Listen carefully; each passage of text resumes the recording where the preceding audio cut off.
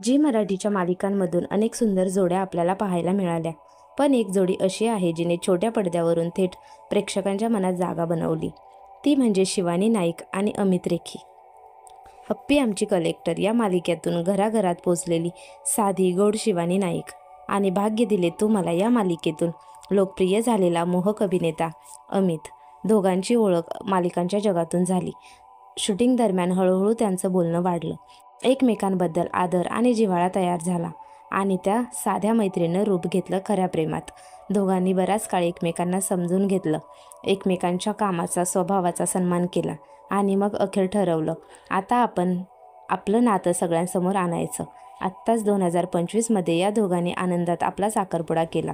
त्यांचे photo social मीडियावर viral झाले. फॅन्सनी शुभेच्छांचा वर्षाव केला. एका मुलाखतीमध्ये शिवानी म्हणाली, अमित माझ्या आयुष्यातला सर्वात चांगला मित्र आहे आणि त्याच्याशिवाय जीवनाची कल्पनाही नाही. अमितनंही प्रेमानं उत्तर दिलं, शिवानी माझी प्रेरणा आहे. तिच्या साधेपणावर मी फिदा झालो. दोघांची ही प्रेम कहाणी खरी, गोड आणि मनाला भिडणारी आहे. आता चाहत्यांना त्यांचं लग्न कधी होतंय याची उत्सुकता आहे. ही होती शिवानी आणि अमित रेखी यांची सुंदर प्रेम कहाणी. अशाच आणखी मराठी प्रेमकथा जाणून घेण्यासाठी चॅनलला लाईक, शेअर आणि सबस्क्राईब करायला विसरू नका.